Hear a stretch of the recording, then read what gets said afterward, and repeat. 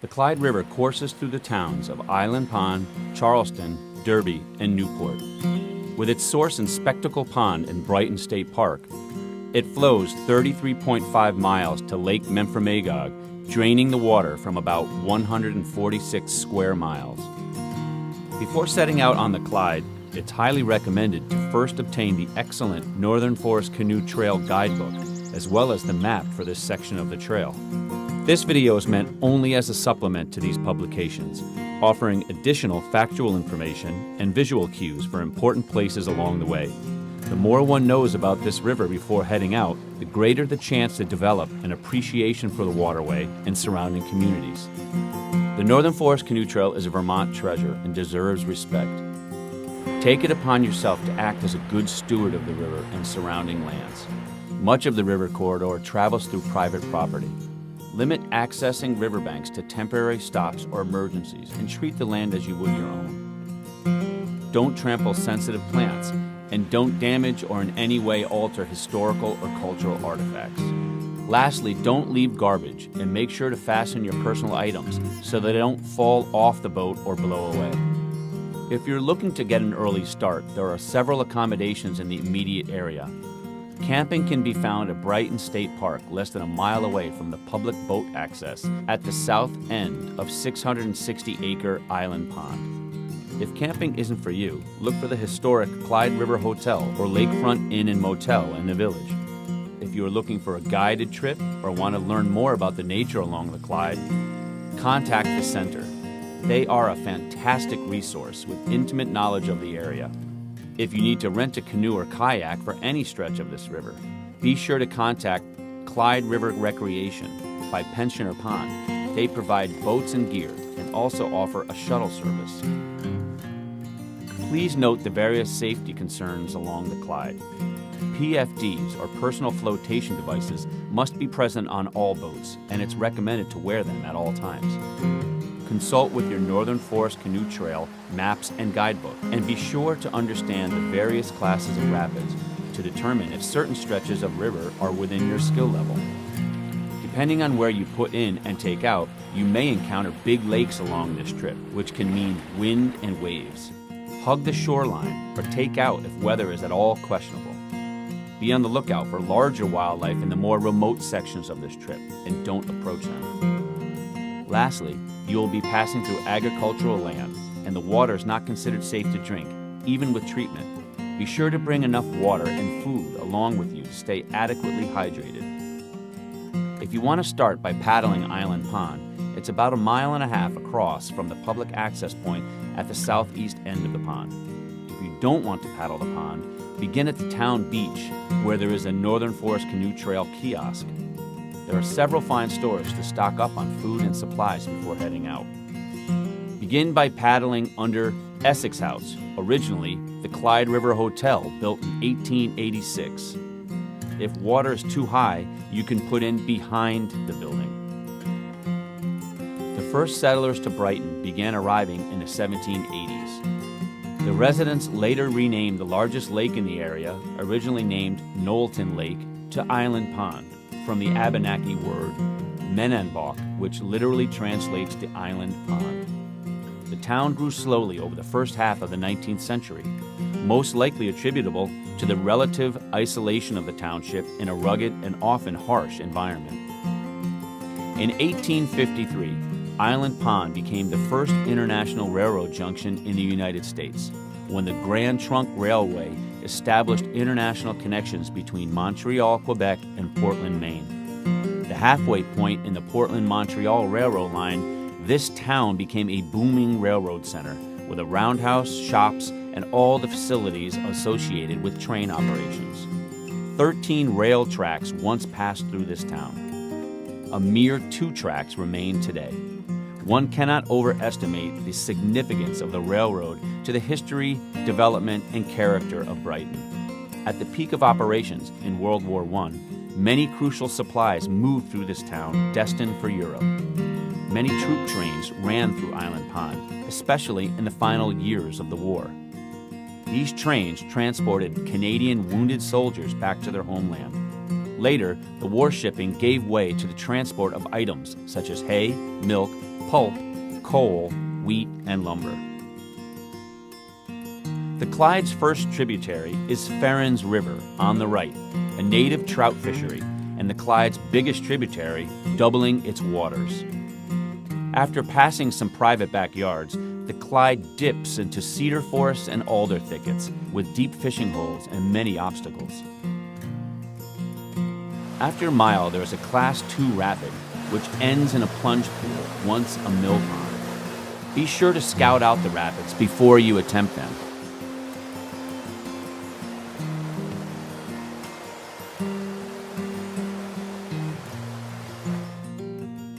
As you begin to emerge from the woods, you'll pass Oswegatchie Brook on the left.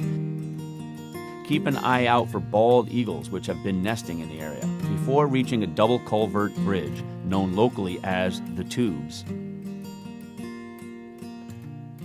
This offers a great put-in and takeout spot immediately downstream of the culverts. The road above you is 5 Mile Square Road. From here, you'll paddle beneath Dolph Mountain, through black ash and silver maple forest until you reach Buck's Flat. This large wetland complex offers rare and unusual features for Vermont. Some of the ecosystems here are deep broadleaf marsh, sedge meadow, sweet gale shoreline swamp, red maple northern white cedar swamp, and intermediate fen, which is very rare. Bald eagles, herons, and harriers are not uncommon, as are loons, beavers, and muskrats. This is a peaceful, beautiful stretch that you'll want to spend some time exploring.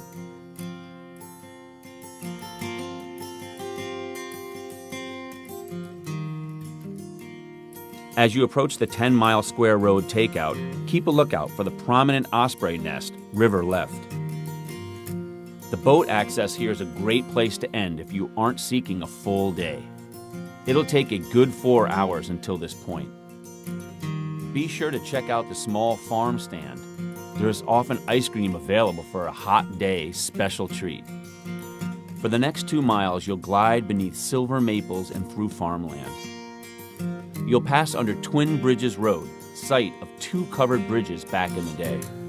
Up the road is the village of East Charleston and former site of several water-powered mills, including a starch factory and sawmill. In another couple miles through beautiful and mysterious white cedar, you will reach School Road, a great place for a takeout. Never far from the road, you'll still feel a world away through the stretch to Pensioner Pond. This river will become increasingly sinuous as you pass. Keep an eye out for beaver. You may run into other creatures. 170-acre Pensioner Pond is the first of several large ponds and lakes you'll encounter on your journey. It's a great place to fish for pickerel, yellow perch, bass, and trout. Respect loon nesting sites by keeping outside posted areas. You can pull out in the Fish and Wildlife boat launch or just before 105 on the right, and be prepared to portage a 1929 dam a quarter mile down Great Falls Road. Here you'll pass Barton Electric Powerhouse, constructed in the early 1930s and still used today. This is the location of where a boulder once held back Long Lake, a 10-mile body of water reaching Oswegatchie Stream. In 1775, an earthquake may have broken the dam, draining the lake. The first settlers called it the Great Swamp. Down a small path is the Northern Forest Canoe Trail created campsite, about 19 miles from Island Pond. It's a great place to camp. This site is adjacent to the small but lovely Charleston Pond. On the northern end of the pond is a significant-sized dam built in 1928. The dam and ledges below must be portaged. Follow the path before the dam, River Right, leading to Durgan Street. You may choose to run a series of Class II ledges below if you are an expert, or portage west through West Charleston and put in below Fontaine Bridge. 3 miles later, you'll reach Little Salem Lake. Little Salem Lake and its much bigger 1,800-acre connected Salem Lake were known as Lake Abenakis, by Native Americans. Monitor weather and wind as you make your way across this big body of water.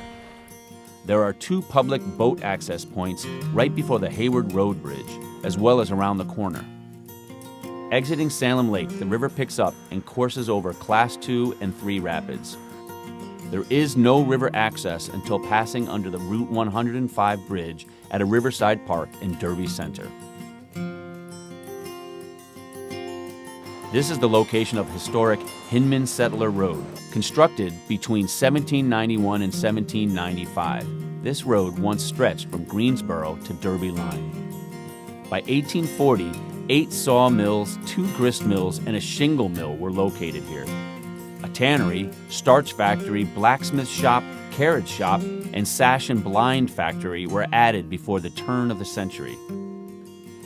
Below this bridge, the rapids are Class 2 and 3 almost continuously for a mile until the river flows beneath Highway 91 into Clyde Pond, formed behind the 1918 Newport Dam. This dam was built to supply electricity to the growing village of Newport. This 200-acre impoundment is managed by Great Bay Hydro for energy production, as well as outdoor recreation. There are 2 campsites on this pond on the northwest side, and 1 across the pond on the southeast side. To portage around the dam, look for the trail before the dam on the right. Carefully cross Crawford Pine Hill Road and follow Upper Clyde Street until a put-in at the powerhouse, a mile away. While experts may choose to paddle the half-mile of rapids, most paddlers should portage to the Clyde Street Bridge. From here, it's a few hundred yards to Lake Memphremagog. This is a popular stretch for fishermen. Upstream from Lake Memphremagog, the Clyde was known for its excellent landlocked Atlantic salmon runs. While not native to the lake, Atlantic salmon predated the settlement of Newport. Fishermen would stand side by side on the bridge, hoping to catch a big one, until the building of the Newport Dam nearly stopped the runs.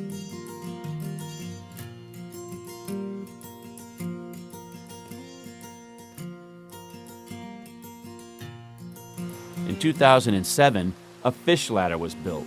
The Bald Hill Hatchery in Newark, Vermont, stocks 30,000 salmon smolts in the Clyde River every spring. They will enter Lake Memphremagog for a couple of years before returning to the Clyde River as adults. Each year, biologists remove part of a fin from each fish so they can determine which individual came from the Bald Hill Hatchery and which were born in the wild. The state put the fish in the river at a time when they are programmed to swim to the lake. The fish will go to the lake and start to eat. Fish can grow up to 14 to 16 inches in length and may mature to spawn in the Clyde in the fall. Some fish will climb the fish ladder at the dam. Biologists will track those fish by implanting a small passive tag in the fish. These they will drop off in the Clyde River at Derby Center. The tag entails a microchip and antenna. Some of the fish will spend up to 2 years in the river until they get that migration urge to go downstream into Lake Memphremagog. Lake Memphremagog is a roughly 27-mile-long glacial lake tied to the uplift and folding of the Appalachian mountain chain. The present lake basin was formed about 11,000 years ago by a glacial gouging of a pre-existing valley during the final retreat of the Wisconsin glaciation. Following the termination of the Champagne Sea phase, the present lake was formed about 9,500 years ago. Lake Memphremagog comes from the Abenaki word Mamlobogog, meaning the Great Pond Place. The Algonquin called it Mamrahoga, meaning large expanse of water. The Clyde River here provided much water power for mills and was the center of most commerce of the growing Newport village. The earliest mills in this area, formerly known as West Derby, were built in 1810 and 1818 and sawed the pine lumber for building homes. Later came the Ira Adams Woolen Mill, Clyde River Paper Mill, plus veneer, cider, and grist mills. Lumber was the town's biggest industry, and out of its expansion grew the need for a railroad, which came from Richford in 1872. With the town prospering, tourism developed with many hotels built. and the steamer ships Mountain Maid and later Lady of the Lake, transporting people up and down the lake. Today, you can catch an international lake cruise unique to New England on the beautiful Yacht Northern Star. If paddling or cruising the large lake is not for you, you might want to consider heading south and under Main Street Bridge towards the 1,660-acre South Bay Wildlife Management Area. The Barton River section of the area is a national natural landmark and considered one of the best shallow freshwater marshes in New England. Be sure to check out our other videos on Vermont's waterways along the Northern Forest Canoe Trail and plan your next adventure.